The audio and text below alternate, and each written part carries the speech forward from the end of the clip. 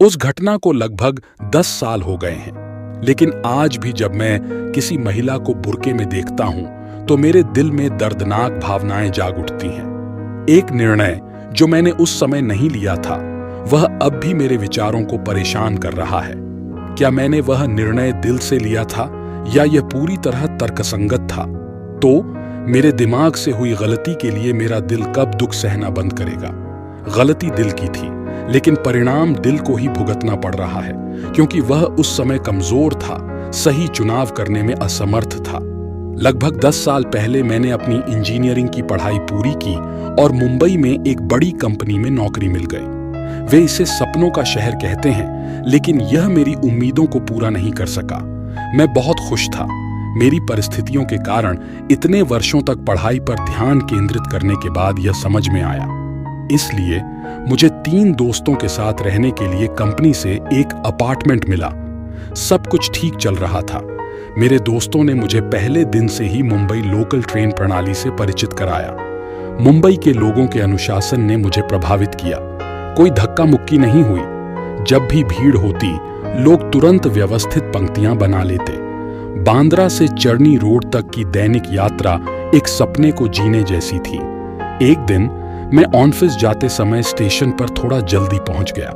मैं वहां खड़ी लोकल ट्रेन में चढ़ गया। सुबह का समय था और ज्यादा भीड़ नहीं थी। अचानक एक फीकी खुशबू ने मेरा ध्यान खींचा।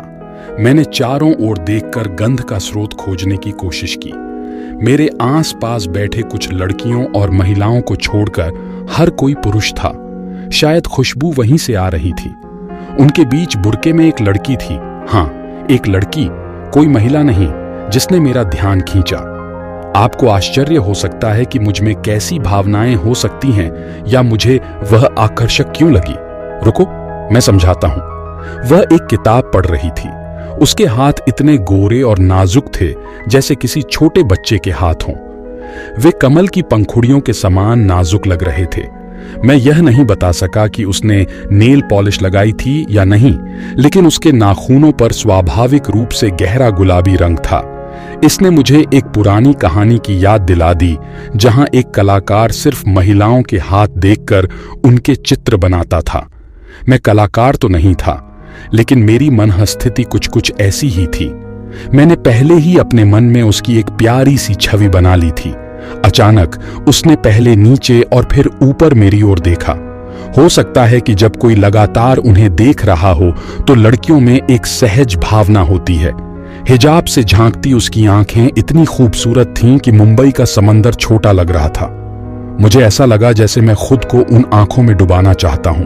पहली बार मुझे ऐसा लगा जैसे मैं किसी की आंखों में डूब जाना चाहता हूं। मंत्रमुग्ध कर देने वाली आंखें किसी को भी मंत्रमुग्ध कर सकती थी। मैंने अपने मन में उनकी एक प्यारी छवि बनाई, भले ही मैं कोई कलाकार नहीं था। एक दिन हमेशा की तरह हम दोनों एक साथ ट्रेन से उतरे। साथ साथ चलते हुए हम स्टेशन पार कर गए। जब हम स्टेशन के गेट पर पहुंचे तो वह रुक गई। उसने मेरी आंखों में देखा, मानो कुछ पूछ रही हो। मैं उसके जाने से पहले उससे अपनी भावनाएं व्यक्त करना चाहता था, लेकिन इससे पहले कि मैं कुछ कह पाता, उसने अपना हिजाब उतार दिया। उसके हिजाब उतारकर मैं स्तब्ध रह गया और वह तेजी से चली गई। यह क्या था? उसके चेहरे को क्या हो गया था? क्या वह जल गई थी? क्या वह एसिड अटैक की शिकार थी? मुझे कभी पता नहीं चला, क्योंकि मैं दोबारा उसकी नजरों से मिलने की हिम्मत नहीं जुटा सका। मैं 1 सप्ताह तक काम पर जाने के लिए अगली ट्रेन पकड़ता रहा। मेरा दिल और दिमाग किसी फैसले पर एकमत नहीं हो पा रहा था। आखिरकार एक दिन मैंने सुबह फिर से उसी ट्रेन तक पहुंचने की हिम्मत जुटाई। वह वहां नहीं थी। दिन महीनों में बदल गए, लेकिन मैंने उसे फिर कभी नहीं देखा। उसने मुझे कभी माफी मांगने का मौका नहीं दिया, और ईमानदारी से कहूं तो मैं इसके लायक नहीं था। मुझे आज भी शर्म आती है कि मेरी चीख से शायद उसे ज्यादा दर्द हुआ होगा। सत्यम शिवम सुंदरम, मैंने उस फिल्म को देखते हुए शशि कपूर को श्राप दिया था, लेकिन जब असल जिंदगी में ऐसी ही घटना घटी तो मेरे दिल ने फैसला लेने से इनकार कर दिया। मेरा सारा प्यार हवा में उड़ गया। कई हफ्तों तक मैं हमेशा की तरह कार्यालय जाने के लिए ट्रेन से गया। वह फिर कभी नहीं दिखी। एक एक करके कई महीने बीत गए, लेकिन वह कभी सामने नहीं आई। उसने मुझे कभी माफी मांगने का मौका नहीं दिया, जिसके मैं लायक भी नहीं था। मुझे आज भी यह जानकर शर्मिंदगी महसूस होती है कि वह उस घटना के बाद दोबारा जिंदगी का सामना करने के लिए खुद को तैयार कर रही होगी। मेरी वजह से उसका आत्मविश्वास टूट गया होगा। बुर्का पहने लड़कियां आज भी मुझे मेरे अपराध की याद दिलाती हैं।